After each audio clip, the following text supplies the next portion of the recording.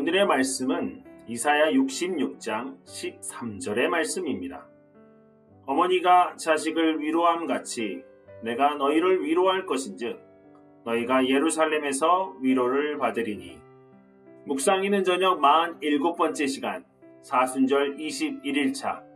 오늘의 주제는 어머니가 자식을 위로함 같이입니다. 구약에 유명한 욥이 있습니다. 욥은 아주 부자였습니다.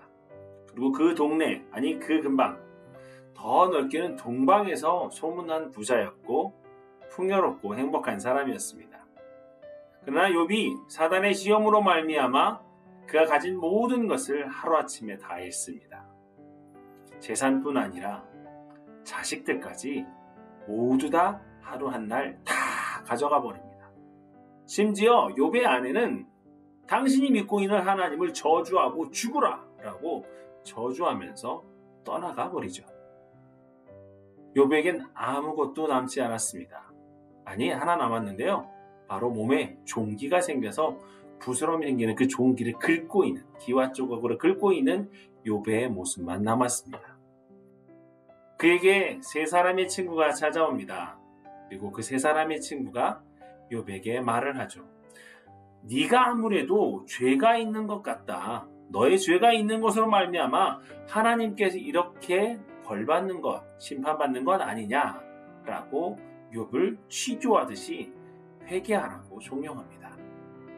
당시 구약의 사고방식으로 몸에 문제가 생겼고 삶에 문제가 생겼으면 하나님의 심판이 임한 것 때문에 회개해야 되는 것이 가장 첫 번째 올바른 생각일 것입니다.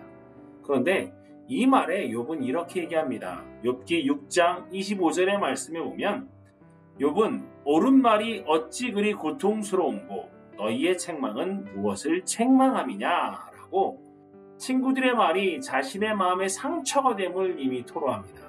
무슨 말일까요? 너희들의 말이 맞는 것 같은데 그 진실된 말이 나에겐 너무 아픕니다.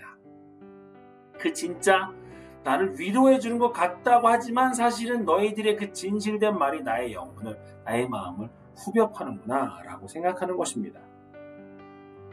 친구들은 욥을 바르게 세우고 싶었겠죠. 그런데 간혹가다 그 바른 말들이 오히려 상대방에게 상처를 주고 아픔을 줄 때가 있습니다.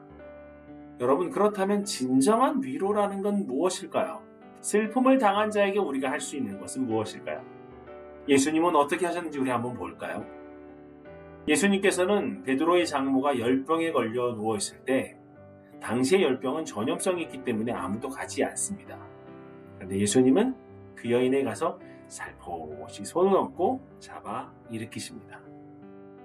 전염병이 그런 문제를 얘기하는 게 아니라 사랑의 마음으로 행한 예수님의 행적이죠.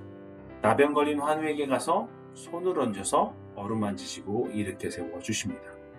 아무도 저주받은 몸이라고 쳐다도 보지도 않고 말도 걸지 않았던 그 영혼에게 예수님은 다가가서 그 일을 행하신 것입니다. 마땅히 죽을 수밖에 없는 우리를 위해 십자가에 달려 죽으셨습니다. 그 사랑 얼마나 대단한가요? 예수님께서 우리에게 보여주신 그 사랑의 모습이 진짜 위로가 되는 것입니다.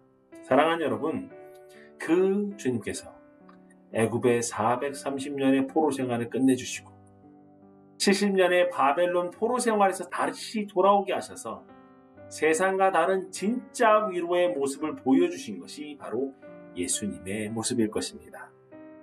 우리는 그 예수님을 사랑합니다. 또한 그 예수님을 사랑하는 것만큼 주님이 우리에게 보여주신 그 사랑을 우리도 전해야 될 책임이 있습니다. 여러분은 어떻게 생각하시나요? 우리가 예수님의 사랑을 생각할 때 가장 근접한 게 어머니의 사랑 아닐까요? 여러분은 어머니의 사랑을 언제 느끼십니까? 언제 그리워하시나요? 아직 청년이라 어머니 품에 계시다 보니 아직 떠나지 않은 어머니의 사랑을 그리워 본 적은 없을지도 모르겠지만 여러분이 가장 생각하는 따뜻한 어머니의 사랑 어떤 것인가요? 또한 내가 진정으로 바라는 어머니의 손길, 어머니의 따뜻한 위로의 말은 어떤 것일까요? 오늘 저녁 가까운 사람에게 사랑합니다 라는 마음을 담아 말로 또는 문자로 표현해 보셔서 그 하나님의 사랑을 받은 것만큼 그 예수님의 사랑대로 전하는 오늘의 은혜의 저녁 시간 되시기를, 이렇게 묵상하는 저녁의 마무리 시간 되시기를 주님의 이름으로 축원드립니다. 감사합니다.